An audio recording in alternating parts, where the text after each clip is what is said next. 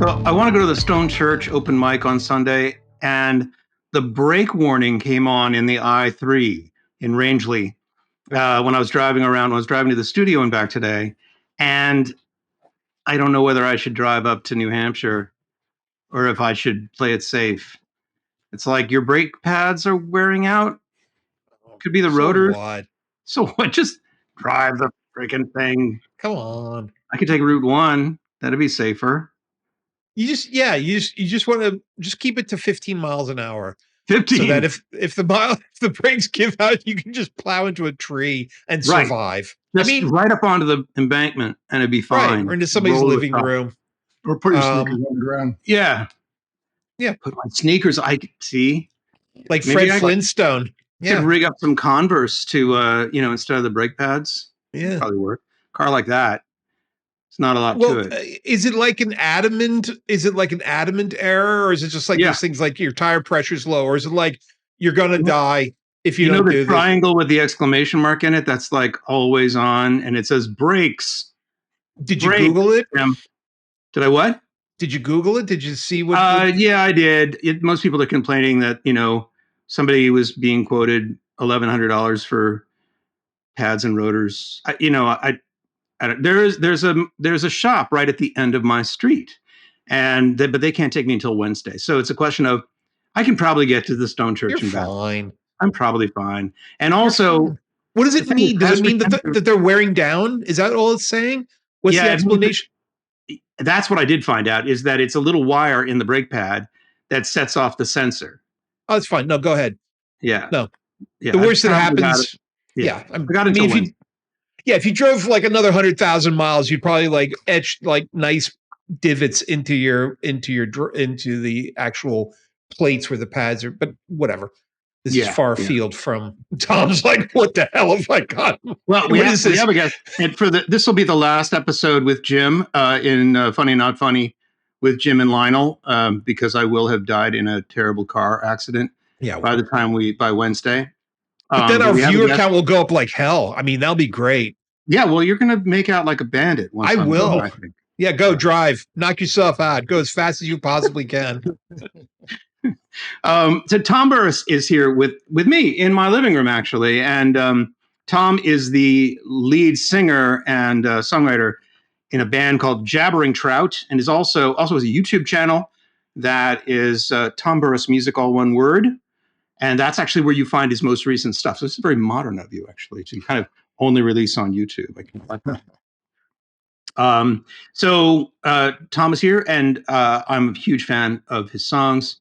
Lionel, I know you've been listening to him. I'm a huge fan of his songs too. Yeah, and it's great to have you here. Thank you for stopping by. Great to be here. Yeah. I should have had some questions for you, but so let me ask you, are you more into solo work, or are you more into the band work? Where does Tom Burris stand in relation to Jabbering Trout? They coexist. I mean, we just did a show together last Thursday, and it was the band, and it was fantastic. I love your band. Your bass player is amazing. Yay. And the drummer is incredible. So, and it's just a trio, Lionel. Yeah. And they sound huge. They sound gigantic. Yeah. And and every song is like a dance tune. How the hell do you do that? You know what? That's what I like to do. Yeah. I'm so jealous of that. Mm-hmm. None of my songs are a dance tune.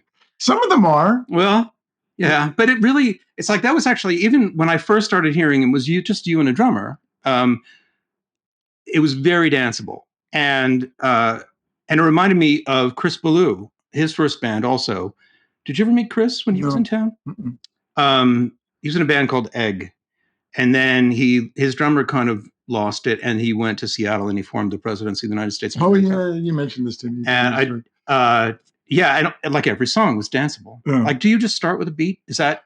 I think it's fair to say that I kind of do. It's usually, I think it's like, it starts with just screwing around with the guitar, and then it's more fun to screw around with the guitar when there's a beat. Uh-huh. And then the guitar, I come up with a beat that's usually incredibly basic. It's nothing fancy, that just counterpoints the guitar. And then I usually adjust my guitar pattern in order to counterpoint this sort of more static thing, the drum part that I created, and and to make it danceable and make it like move bodies is just what makes it fun for me. What I noticed was that after you guys played, Dan is my drummer. Dan was there. We had a sub bass player who was fine. He was great. Bob was really good. But I noticed that Dan was like playing a little more upbeat and a little more danceable after I heard you guys. He was like, "Oh, that's what we've been missing." Yeah. No more dirges. So we had no women at our shows. Because it's all just dirges. Just really depressed guys. Nerdy dudes. Wait, I'm gonna get more. You're avoiding the camera. Yeah, that's right. right. That's fine. So ordinarily you'd think, okay, dancey band, but or then the lyrics would be kind of frivolous. None of your lyrics are frivolous. All of your lyrics are incredibly deep, and your guitar parts also are kind of melodies, right? Rather than, am I getting too into this? Am I? No, I think it's worth getting.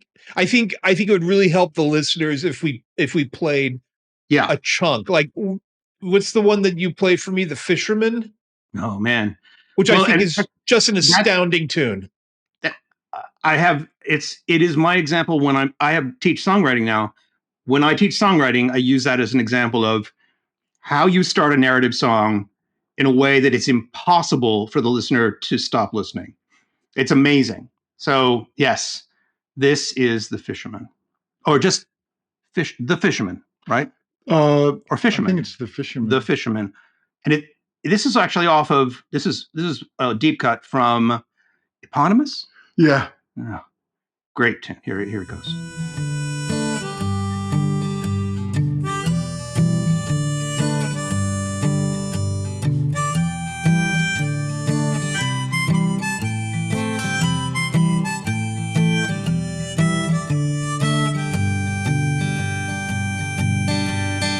Saw my bare feet, and that's when it occurred to me. Well, in the middle of my life, long ago married, I had a family, I wasn't prepared to die. I took my car out for a Sunday drive. I drove it out to the beach, saw my bare feet. Well, that's when it occurred to me. Drove into the sea. Oh, love is all. Well, after all this time, I still don't understand it all. But oh, love is all. Well, love is all. I opened up the door. Waves crashing across. Yeah. So all through this move, this what I call upheaval in episode 1 of season 6, this is the song that's going through my head. It was so appropriate in this strange way of like change and life destruction and changing into something new. And so that's what I took from it. And you were going to say that something about when you were recording this. Well, when this album came out, we were reviewed because we went touring on it a lot, and we were reviewed all over the place as being an English band. Yeah, what? Yes. And I realized why it is, and that I sang with like a brogue. And I realized that why it is because I say, and that's when it occurred to me. I say, I don't harden my R's when I'm singing. And I think that it just comes purely from the fact that I was such an amateur at singing, and I just didn't really think about it so much. And I was I didn't really think of myself as a singer. And, but it wasn't until later that I realized that I'd never do a hard R. Now I do. I actually kind of have to try though to do it. So you weren't trying to sing like Billy Bragg. Yeah, exactly. You really do. I mean, I was stone convinced that you're from England. Yeah, that's interesting. See, you just made it up. It's fascinating. That's fine. So let me ask the horrible. Let me just because I'm sick and tired of subtlety. What's the meaning of that song? I mean, what was going through your head? I mean, I can't tell whether it's a suicide or what exactly is going Yeah, on. right. Good for you. Yeah. So I was actually talking with Jim recently when we got together about this song, and he asked me what the story was. And so the story is that I had my best friend from high school. Turned out he had a schizophrenic episode, like in sophomore year of college, and he had this great old uh, Volvo station wagon, which we loved. Both of us loved it because it was just old. He took care of it. He rebuilt it. It was just like this great thing. And not that many of our friends had cars in high school, and so we loved this car. And he took it and drove up to Cape Cod for some reason, and then went to a parking lot at the beach and went boom, boom, boom, boom over the curb and down. Drove down through the sand to the water and stopped there. And then eventually the tide came in and covered the car, and that's why the waves are crashing across the floor. Yeah. Wow. And in the end, he got out and he walked down the beach, and now his dad had killed himself when he was a kid. And so he thought that he saw his dad in the sun. And so he walked and walked and walked until he found a marina, found a boat, hot wired the boat, and drove straight out towards the sun, which was, I don't know, I guess, and eventually ran out of gas. And he was found by the Coast Guard, like who knows how long later, I don't really know. But so that's like ostensibly that's a story. That's like what happened, and that's why. But trigger. Yeah, but Jim talks about, like, his point when we were talking about it is that it actually is more about sort of reincarnation, Like renewal and rebirth and rebirth, exactly. or just. I mean, to me, it was like, well, it's graphic, right? The song is graphic, and it goes through kind of being eaten by the sea life and completely dissolving, and then being reborn as the fisherman's child. Yes. And so it's a strange kind of reincarnation. Yeah. But yeah, it struck me as beautiful during a difficult time. And I didn't really know why it was going through my head, when it was, but it was definitely the theme song for my move. Yes, dissolution, dissolve, everything dissolves and goes into its component parts, and then somehow or other comes back together. So yeah, I think that's an appropriate. Do you ever play that out? Oh, go ahead, Lionel. No, go ahead. You guys go. Do you ever play that out now, or is it just kind of a? Yeah, we do play it out when we have like a long show. Yeah. I mean, we kind of get the harmonies of it, but yeah, we do play it out. Yeah, it also reminded me of this is where people hang their head in disgust. It also reminded me of that Shakespearean thing that has been integrated into many songs, which is "My father doth suffer a sea change." Yeah, I think it's from the Tempest. Those are pearls that were once his eyes. Mm-hmm. Full 5 fathoms deep, my father lies. Those are pearls that were once his eyes. And a lot of people have used that quote. And that's Beck has an album called Sea Change. And a lot of people that whole and probably similar to sort of the thing you went through, Jim. It's like I've been I've been smelted, Yeah. Yeah. I've been vaporized and reconstituted. I've come through a blistering fire. So I just love that. The song is perfectly happy with this, right? I mean, that's the great thing. It's just like, I wasn't prepared to die, and yet I drove it into the sea. I said hello to a seagull who took away my eyes, left me nearly blind. It's fantastic. Yeah, great tune. I highly recommend it. I gave away my arms and legs. Ah, beautiful. Yeah. Beautiful tune. there's a lot of death in your music. Yeah, no doubt. Yeah. Mhm. Are you consciously kind of in a tradition, or is it really just what you are consciously in a tradition? No, I don't think I'm consciously in a tradition, honestly. So when I was 17, the girl who had been my first girlfriend, when she was my first girlfriend between my freshman and sophomore year of high school, was raped and murdered Oh God. by a serial killer.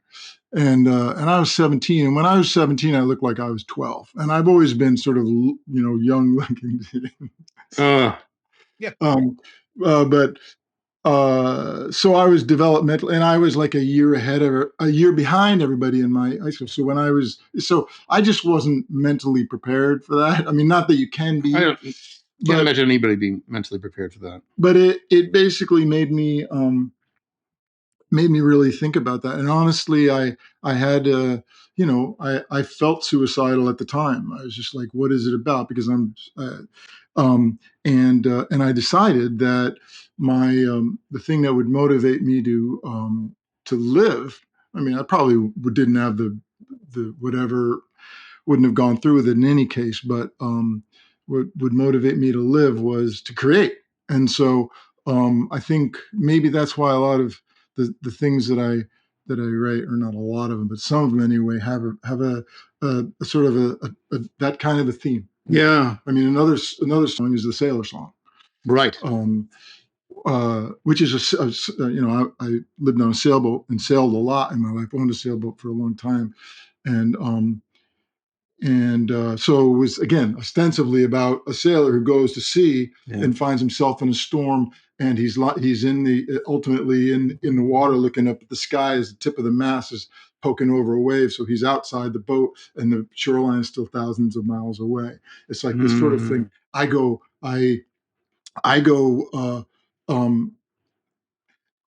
I've ventured so far that the shoreline is utterly, the returning is utterly remote. And that sort of thing. And there are numerous songs about young women being abducted. Yeah. So that's a theme. I didn't know that. It's a theme that you're revisiting. Yeah. So on that same album, that eponymous album, is a trilogy that's about her. Her name is Kara Quinn, and specifically about her. And I mean, I took them from I wrote them at different times in my life, and I sort of shoved them together in this trilogy. But the last one, On Our Nation's Highway, is basically a sort of a rap song before hip hop of this guy talking, the guy who did it, talking about finding a girl by the highway side. And then in this story, he decides not to do anything, which of course, eventually he does do something. And yeah, other ones like Baby Doll Beauty Queen, which is, basically, yeah. So a lot of, and my mom was a hardcore feminist. I mean, she taught me, and my life experience has taught me, but also my mother taught me. And so I think that's why a lot of the songs have that kind of a theme of like, pointing out, the horrors that sometimes men can do. Yeah. There's also one, it's the 360 degrees, the girl on the swing. Yeah. But that was about on record. A boyfriend, or no, that was that one, that's called Playground Record. That's an actual, it was a playground record. Yeah, that's a sort of a legend. It's a true story from my high school, right? Where there were these two people who and the girl was just ridiculously gorgeous, and she was gorgeous like in a not flamboyant way. She was gorgeous in just a pure, I don't even know. She, as I said, she looked like an old Hollywood star. I mean, she just like had that Lauren Bacall thing of just like, it's just this fundamental radiating beauty. And she was in high school, and she hung around with this skinny gearhead dude and named Larry Barish. And for whatever reason, and nobody understood why. And anyway, they died in a car crash. And so it's a story of the legend, like not the actual thing that happened, but sort of how people talked, in years later, because I wasn't even in high school at the time when it happened. I entered high school, I think, the year after it happened. And so, but it was, talked about, and this is how it was talked about. This is how I actually remember it, as the legend, as opposed to the. Yeah, there's a lot of stuff like that. Well, I think of the tradition, the troubadour tradition of murder ballads. That's sort of like spreading the news from town to town. Like you can't trust Jake from Nottingham. He's a no good guy because he killed his wife. He drowned her in a swamp. And I get a little of that feeling, like you're reporting. Mm-hmm. Yeah. I like outlaw songs. I mean, like Crazy, or like I wrote the song Crazy. Yes. There's so many songs I can't have clips for here, but right. Are you talking about he went down to a McDonald's? Yeah, I don't know why. I don't know. Yeah. Oh, he's a kind of crazy kind of guy. All right. It's another great. So look, they're all great. They're all great. It's impossible to choose a few. I want to play Natalie because I think we're sort of on subject here. So this is a tune that is so far only on YouTube right now. Is that right? Yes. Yeah. And so it's we're recording it. Home recording. Yeah. Natalie. Natalie, your fire burns so brightly, and they all misled you, followed you and fed you just to feel its heat. They were just passing through. They all had homes to go home to, where they could tell the story of self-destructive glory of this high school girl they knew, who took a ride on that broad highway, far from the Great Salt Lake. That was the last time I saw you lying, walking away crying.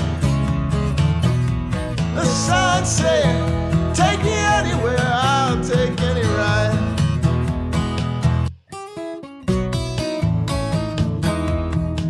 I love these chords. So are you, what? Is this normal tuning? Is this like standard tuning? I'm not smart enough to figure out standard tuning.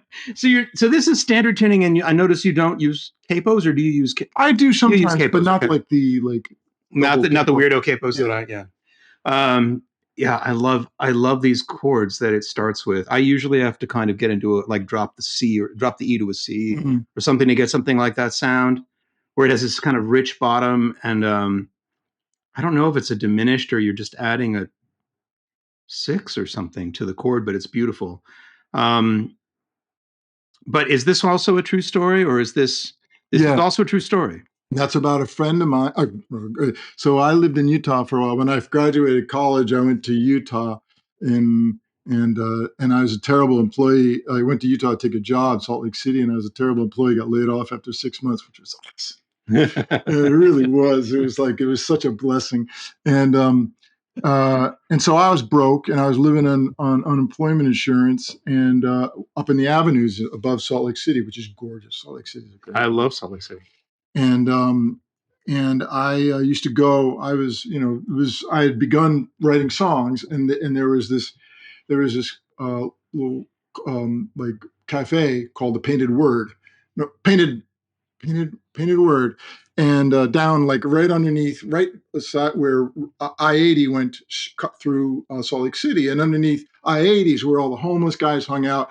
200 yards down was the biggest homeless shelter in Salt Lake City, and in between those was the Painted Word, and it was at the bottom of this big building, which was a squat, and it was like an artist squat. So there's like bunch of artists all living there, all hijacking electricity and all the rest.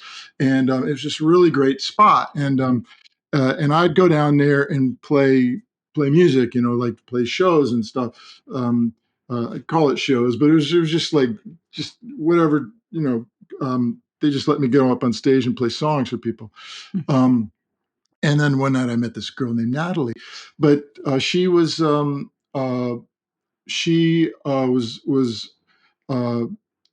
lived in an abusive household in Salt Lake City, and in Salt Lake there's a lot of homeless kids because very oppressive culture, and so kids busted out. A lot of abuse at home, kids busted out. So there's a great punk rock scene there. Mm-hmm. And those kids lived in various places around the city in these like squats in these houses.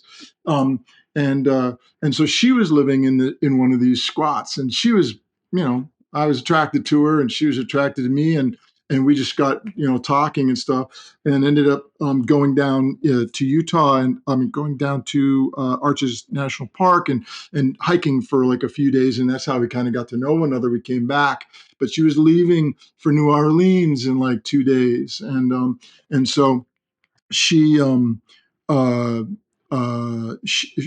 so we said goodbye. She got in the car in this van with these two guys. They were both smackheads, and they had stolen a bunch of gasoline. And so the gasoline was in the back of this, in order to get them down to New Orleans. And so the gasoline was in the back of this van in all these open containers. Oh. And so she calls me from Houston, and she's super woozy. And she's like, and I'm like, are you all right? And she's like, no. And so I sent her tickets, bus tickets, brought her back to Salt Lake City. And then by that time, I was living in this place for like nothing because I was running out of money for my unemployment insurance. And she, and so we lived together for 6 months or something like that. And had some great times. And while she was going through this, and finally I ran out of money, and we decided to go to the Rainbow Gathering it was in Allegheny Forest in Pennsylvania that year. And so, and we had no way to get out there, so we hitchhiked, which was tough for her. But I mean, I had to be really conscious of that. And so, went to the truck stop, anyway, blah, blah, blah. It took us about 3 weeks because, you go here, you go there, you whatever to get out. And finally we made it to the Rainbow Gathering. And there she found a guy who was one of her friends from New Orleans. So she was going to go with him back to New Orleans, and he was a cool guy. And so it's not like the relationship was meant to be or anything like that. And so I was, part of it was me just kind of taking care of her too. And so we said goodbye. And that's why at the end of that song, which we didn't get there, but in the end of the song, it's like, she was walking away crying. I was walking away crying. And then and that's how the song ends. Wow. Yeah. Men suck. Yeah. But hey, 1, 2, 3. I think we're, I think the bad ones are the counterexamples. Honestly, yeah. I think that. So yeah, especially the extremely bad ones. They're real counterexamples. Jesus, they're so bad they make up for us being not terrible. Yeah. Yeah. Wow. This is so I need to somehow rouse myself. That's just so infuriating and sad. And I'm glad she lived, and I hope she's all right. But bringing it back to the songs, so telling those stories is what I like to do. I like to tell the stories that I like to tell stories that are significant to me, and sometimes they're true or true-ish or truthy. But yeah, that's what sort of compels me, because I'm speechless. I want to play another clip. I'm gonna go to something kind of upbeat and happy. Yeah. This is also from the YouTube channel, Tom Burris Music, all one word, on YouTube. And this is like where like stuff you're currently working on, it just lands there right first. Yeah. All right. So definitely worth subscribing, checking out. This is called Count My Blessings. Just talking on the phone, I miss that the most. All my life we've been close. Let me count my blessings.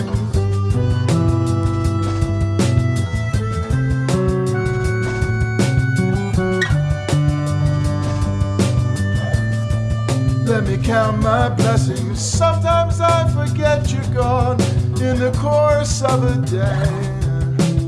Ready or not, you're in my thoughts. Let me count my blessings.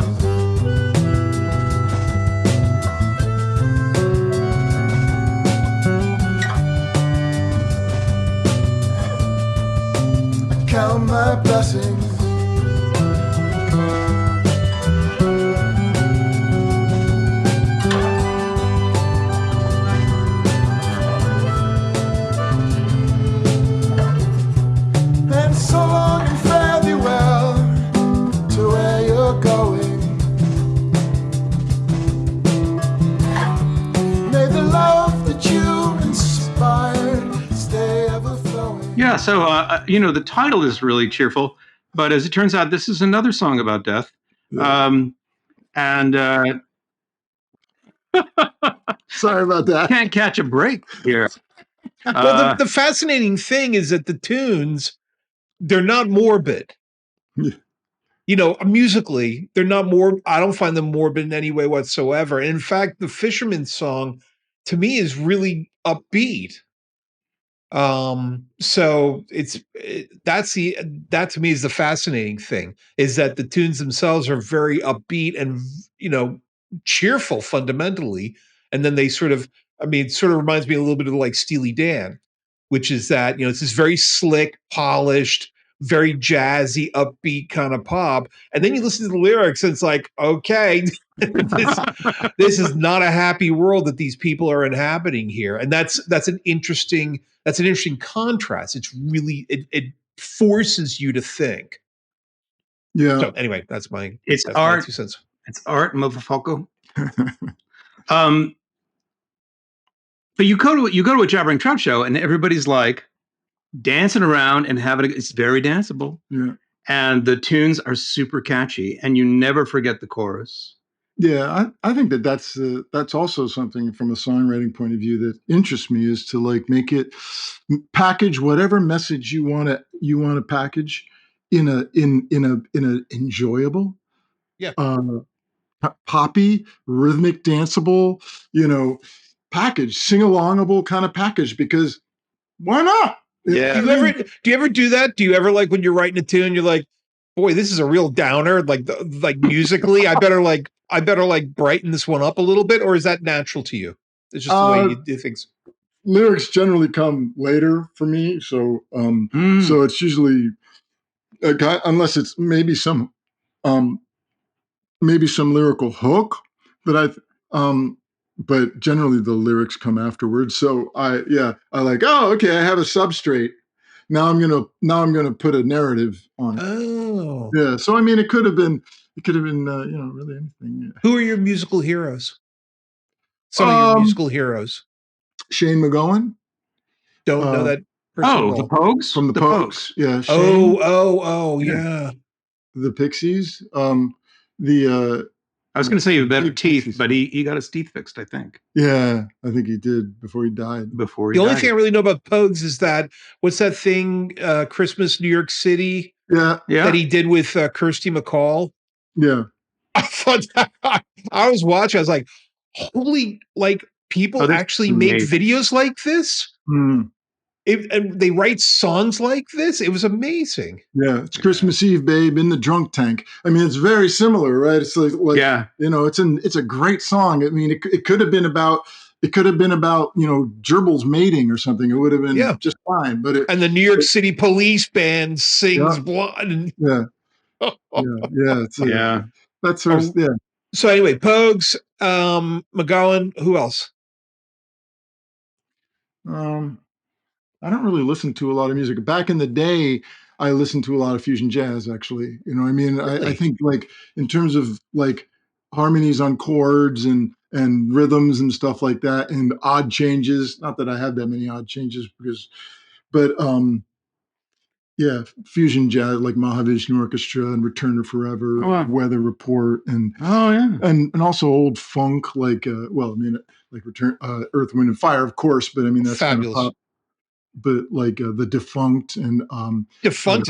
Defunct. Oh, Defunct! I saw them live. Yeah, that's Bowie, right? That's what's his name? It's the brother. Defunct was the trombone player. Yeah, right. And I don't know details about who they are, but I think he was the brother of Lester Bowie, who's a jazz. I'm probably messing this up, but they came to Haverford College. And I was obsessed with Defunct. I listened to like Thermonuclear Sweat and those albums. And you want to talk about downer lyrics. Yeah. What's that one? Love is an illusion. Love is just your fantasy illusion. It's just a fantasy dream. Oh, no. Yeah. I can see it now, Tom. It Yeah. started with my experience of Defunct was like I just danced to them. I actually don't really remember their lyrics so much. I just like thought they were a great funk band. they're fabulous. Yeah, they were. I mean, it's great shit. But Bob Dylan, of course, is another. But of course, like everybody would be into Bob Dylan. But I don't know. What about nowadays? Does anybody spur your interest nowadays? Taylor Swift? Yeah. Really? Yeah, I don't listen to music that much. So I have kids, and so I listen to Kiss 108, and or I listened because now they've left the house. Right. But listening to Kiss 108 definitely had an influence on my notion of how to craft a pop song. You know what I mean? It's kind of interesting because they only play, very eclectic, really good pop songs from like wherever. I mean, they play some shitty pop songs too. A lot of shitty and like average, like uninteresting pop songs, no doubt. But sometimes they play interesting, really interesting, and I'm not that interested in Taylor Swift per se because I don't listen to her music, but I find her to be amazing. You know what I mean? And such a surprise that I find her to be amazing to me, just because I always was like Taylor Swift, nah. Yeah. But and that sort of applies to like the Bee Gees and like a lot of those guys, sort of artists and like ABBA that I used to think I used to have just complete disdain for, but discovered after a while that they're actually It's interesting how music ages. And I think Jim and I have talked about this before. Like, I walked down the aisle at the Tops Friendly Market in Syracuse, New York, and now they're playing music from like the 80s and the 90s. Right. And I say to my daughter Lily, this music was shit when I was there when they played it the first time. It sounded like shit then, and it sounds like shit now. I can't believe they're playing this hideous crap from 1984. But it's fascinating when every now and then a tune comes over the speakers, and you're like, wow, this one, a song by The Cure. Yesterday I felt so bad, I felt I could die. Go on, just walk away.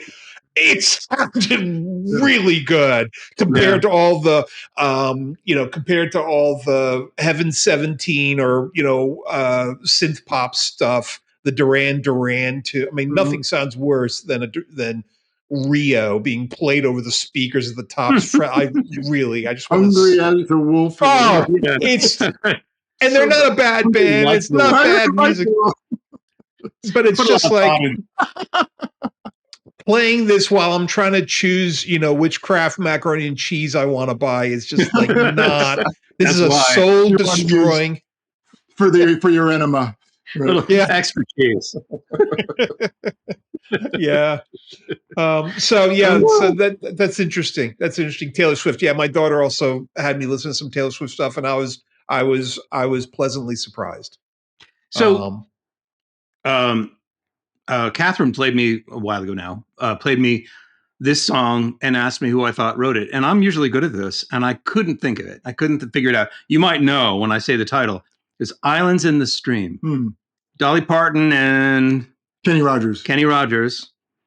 And Islands in the Stream, that is what we are, nothing in between. How can we be wrong? Sail away with me and we'll rely on each other. From one I can't stop. One lover to another. We're gonna get a copyright strike. We gotta stop pretty soon. It's bad. Can you think of who wrote that? Not them. It wasn't them. Think about Neil Diamond. No, think about the ABBA? Nope. Bee Gees. It's the Bee Gees. Isn't that wild? And you listen to it, it's like, oh yeah, it's a Bee Gees song. It's just that it's being sung, without the falsetto. Yeah, like Red Wine. Was a reggae song Red Wine? Mm-hmm. Who wrote that? You before you. Neil Diamond. They didn't. Oh, that's Really? right. Neil Diamond. Yeah. Neil Diamond wrote He's- Red Wine. He's also disturbing. That guy's messed up. Neil. It's the top. At one point, it was the top cover band in the world. Super Diamond, which was a Neil Diamond tribute band, was pulling the largest Really? crowds of any band in the world. But anyway, we digress. Tom's like, I want to say one thing about Neil Diamond. So you go to Fenway Park and they play Sweet Caroline every friggin' time in the 7th inning stretch. And I just want it on record that song is disgusting and absolutely morally wrong because it's written about what's her name? Kennedy. Caroline Kennedy. Caroline Kennedy. It was written, he said, it's written about Caroline Kennedy, who was 12 at the time. okay, Reaching anyway. out, touching hands. And I'm like, every time it comes up, I'm the only one in Fenway Park going, no touching! No touching! Put that away. You, stop. Warm, touching, warm. No! Stop. No. Don't do that. That's it. But going back to what Tom was talking about before, like listening to Kiss 108 and stuff like that. Like when I hear Natalie, when I hear that tune, I immediately hear like a power pop anthem. It has that rhythm, it has that vibe that could so easily be ported into like a full-on just over the top power pop anthem. It's got that vibe, which is really interesting because it's not. You're playing it as a very pared down, very straightforward tune. But it was fascinating listening to that tune. Anyway. I want to jump back into a new tune. Right. Tom, we've got all these clips and I'm going to use them. I don't care if we get demonetized. Wait, I've got a choice here. No, it's got to be this one, I think. And this is also on the YouTube channel. So this is all new. There's maybe the most depressing, sad song that I also want to play. But this one first. It's called Curse. Or maybe one of these knucklehead cheerleaders yelling from the side. They got this crazy team pride. They want to win no matter what it takes, no matter who it breaks. There's only one side. They make no account of their own mistakes, and they still feel completely sanctified. Would you show a little more humanity, please? Sean Hannity, please. Rush Limbaugh, please. Mitch McConnell, Judge Janine. When you smile for the camera and say cheese, you are a curse. I spit you from my lip. You are a curse, I spit your name from my lips. You are a curse, I spit you from my lip. You're a curse because you're only just making things worse.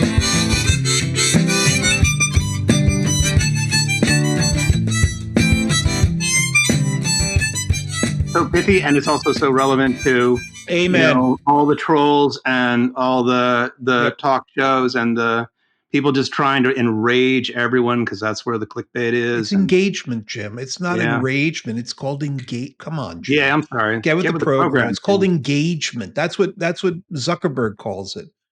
Engagement. We're driving engagement. Yeah. My ass. My ass. These nuts. Yeah. It's as Matt Smith quoted me once because I'd forgotten that I had come up with this term. It's chimp fisted. Chimp fisted? Yeah.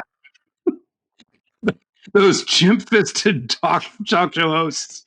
Anyway, he still uses it. And we got to get him on the pod. We're just saying, like, yes, this is the topics of your songs are incredibly real and raw, and yet go to a show and everybody's up on their feet, and they're dancing around, they're having a great time. How rare is this? Like, how many bands now are actually risking it by like telling true stories about things that are not necessarily happy? I don't know. Because I don't go out and see bands. Do you guys go out? I mean, what do you think, Tom? Who have you seen? You You keep pressing him on what's he listening to, what is he singing. He's too busy writing shit. No, but I'm saying you're performing though, right? Yeah, no. I only am just starting to get back into it. So I raised two kids from like 2005 to literally 2 weeks ago. 2 weeks. Well, yeah, and he's in the same boat with me. If it wasn't for Jim, I would have no shows. I'm his wow.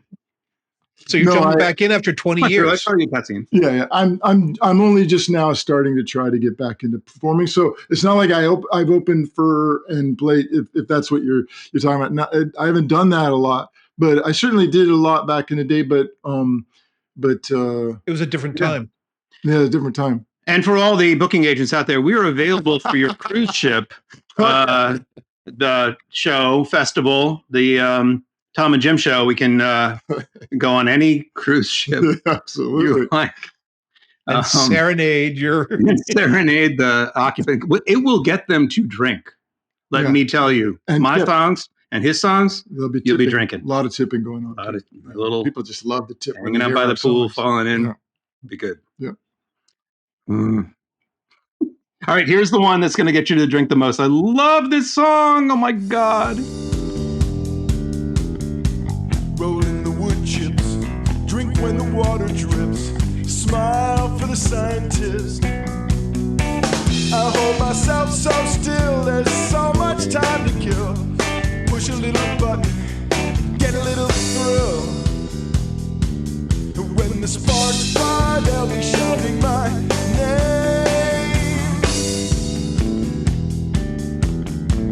I made a big mistake, ate from the wrong plate.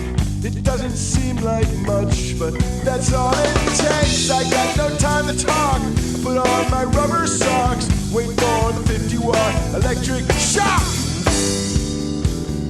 And when the sparks fly, they'll be shouting my name.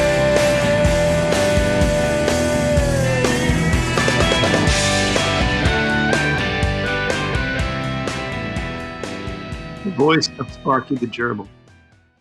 Off of For Sale? No, off of Tom Burris, Jabbering Trout. Yeah. That song gives me chills from the point of view of a gerbil in a lab. Holy F. Yeah, it's great. So when I was in college, I was studying mathematics, and I worked in the biology library, and books would come through, and I found this book it's called Biomathematics, and I wasn't that good at math, but I was good enough to understand this because it was simpler than like the real hardcore shit that the other guys are doing.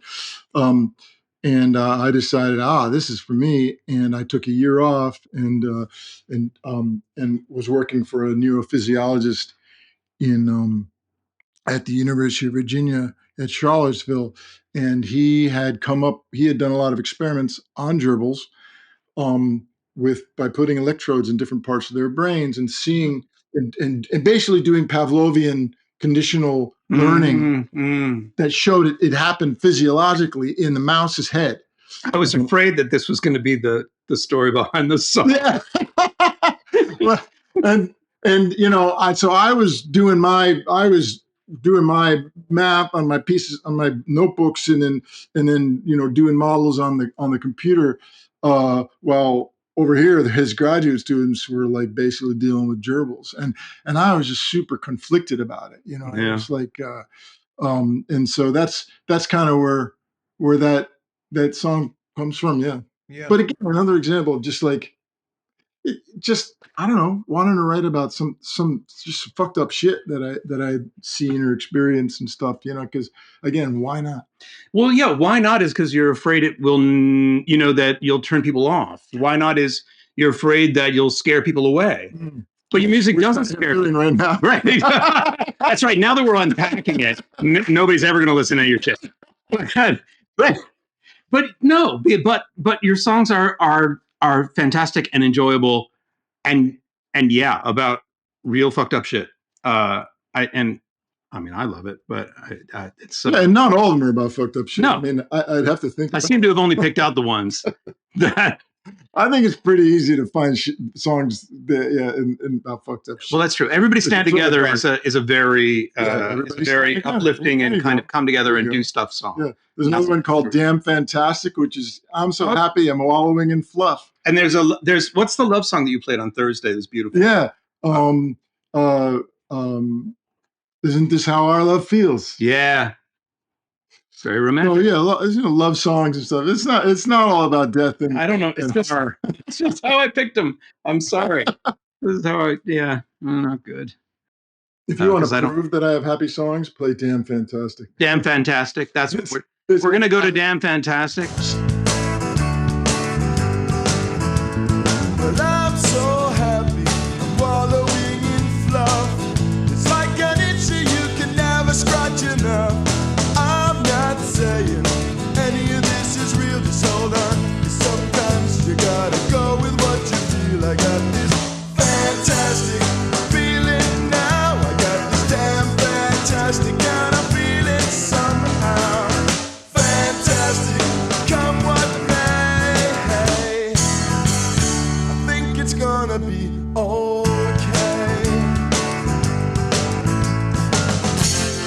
I won't try to understand. I'll just milk it while I can. It's so hard to tell. Maybe I should watch myself. Maybe I should just pretend I'm totally bored like everybody else. All my senses. So Damn Fantastic is a song that I literally wrote because I was like, you know what? I'm just gonna write a song that is 100% happy. I don't think I can do that. Are you pleased with the results? Well, it turns out that the narrator who's singing Damn Fantastic kind of feeling is a little skeptical about it. But yeah, other than that, All right, but there's no murder. no, there's no murder. Okay. It's all good. That's good. You gotta have some songs without murder. No flesh-eating worms. No. It's like No electrodes in the brain.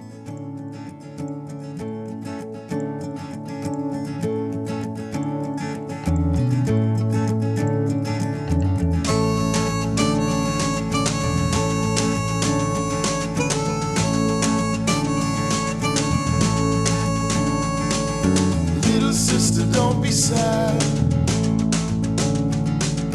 Don't know what to say. I wonder what you're feeling now. I wanna feel the same way. And I believe that everything is gonna turn around. And I know we'll be happy on that day. We'll pull out all our pockets, fall down on the ground, have a good cry, say goodbye, tumble on our way. Is there no solution? Tom, if you have a chance, and maybe Jim has the book, there's a short story by one of our favorite authors, Michael Swanwick. And he wrote this story called The Raggle Taggle Gypsy-O, which I think you would really dig because it's about murder and music and troubadours. And it's just one of the most ass-kicking science fiction stories ever written. And it's not a science fiction story. And like demigods too. Like Yeah. Oh, it's Mythological. it's about Prometheus. It's about English folk music. It's about feeding puppies to dinosaurs. It's a great Yeah. it is a great short story. fabulous story. Tales of Old Earth, is that the book? I think it may be Swanwick. in Tales of Old Earth. I have it in the best of Michael Swanwick. If I can find some way to buy the short story, I'll buy it and I'll send it to you. But I think you'd really dig this, and I think it ties together a lot of things we've been talking about tonight. And just don't read Radiant Doors, or else you'll have nightmares for the rest of your life. It's such a scary story. Really. But that's a good call. I'm leaving that in. I think that's a great call. Yeah. Okay. All right. Cool. All right, Tom, thank you so much for joining us. Yeah, and thanks. also always great to have you over. Yeah, thanks, Tom. It's good meeting I you. hope to meet you sometime. We got to Yep. get a gig in Syracuse. Right on, let's do it. All right. Or I drive All out to right. Boston. Either way. Till next time. Okay, bye.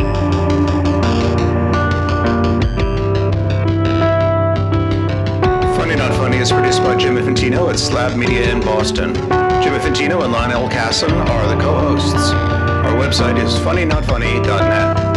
The theme music is from the song Wheel from the album Utopia Revisited by Jim. The opinions presented by the co-hosts are ridiculous and should not be taken seriously by anyone. Our intended audience is literally nobody. If you're listening to this podcast, you should probably pause to reflect on other choices you've recently made. Please do not subscribe or leave a rating or review. It only encourages us to make more. Thanks for listening.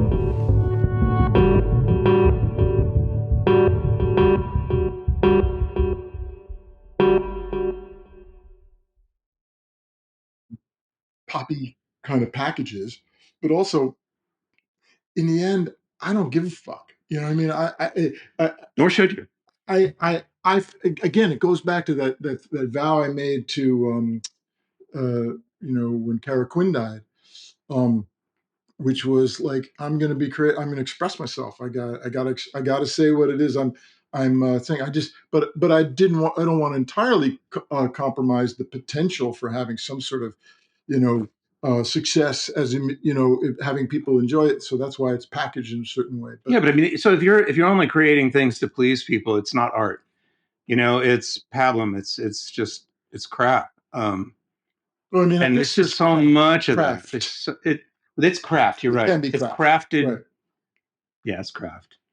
But I hear you. The whole, usually, if there's no absence of craft, it's crap. Yeah. Yeah. Yeah. You have to be a little fearless. Yeah. And that also sets an example for other writers, young writers coming up, hear your stuff and like, wait, I can write about anything. There could be more of that, I recorded it. Haha.